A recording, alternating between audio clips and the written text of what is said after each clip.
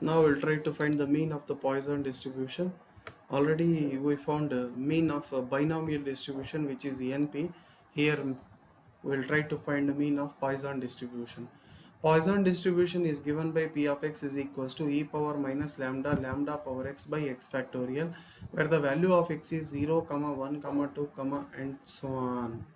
Poisson distribution is given by P of x is equals to e power minus lambda lambda power x by x factorial.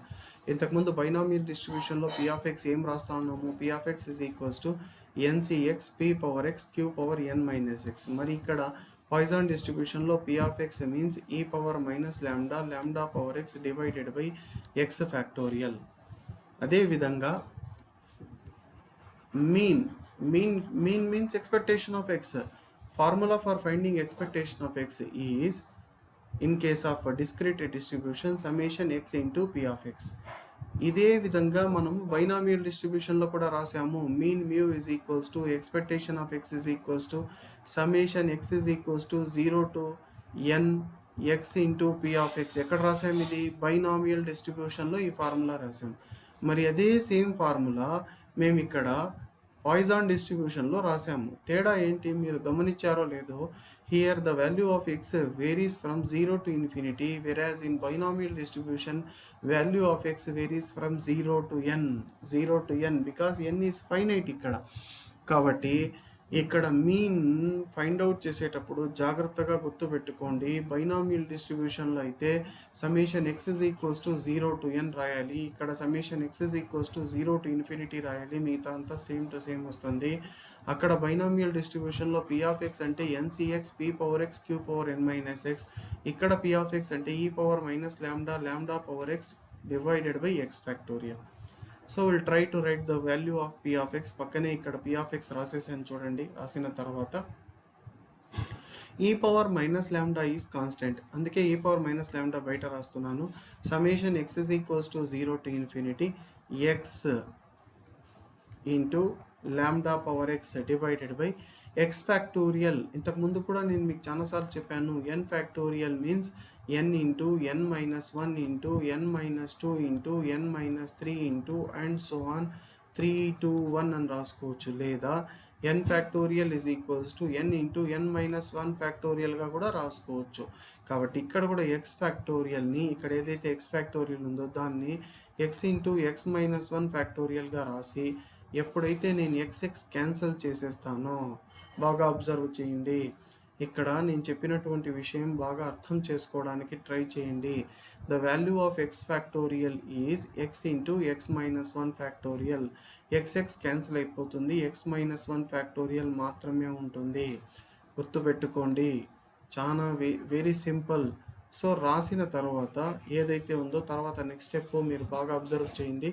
Main find out చేయడం బాగా observe చేయండి. ఎప్పుడైతే X cancel అయిపోతుందో అయిన తర్వాత ఇక్కడ మీరు గమనించినట్లయితే ఇక్కడ summation X runs from 0 to infinity, కానీ ఇక్కడ X takes the values 1 to infinity. ఎందుకు సార్ అంటే ఎక్స్ 0 పెడితే -1 ఫ్యాక్టోరియల్ వస్తుంది. నెగిటివ్ నెంబర్స్కి ఫ్యాక్టోరియల్ లేదు కాబట్టి ఇక్కడ 0తో కాకుండా 1తో స్టార్ట్ చేసుకున్నాను.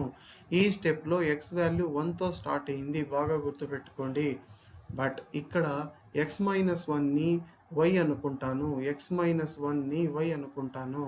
అనుకున్న తర్వాత ఎక్స్ ఏమవుతుంది సార్ అంటే ఎక్స్ ఇజ్ ఈక్వల్ టు -1 ఆ సైడ్కి వెళ్తే +1 వై +1 అవుతుంది.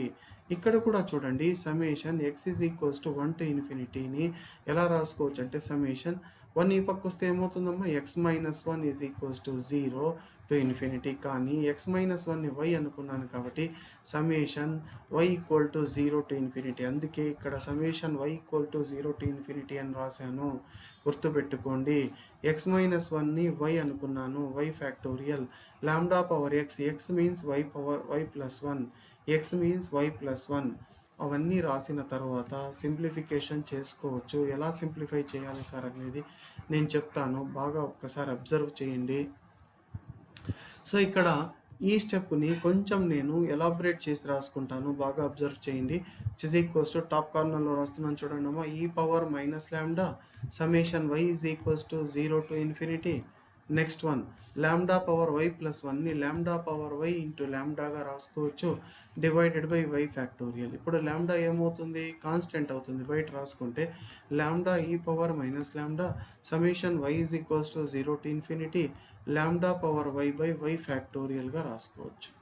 ఓకే, ఇంతవరకు మీకు ఎటువంటి డౌట్ లేదనుకుంటాను. ఇప్పుడు సమ్మేషన్లో నేను వై వాల్యూస్ చేంజ్ చేసుకుంటూ వెళ్తాను చూడండి.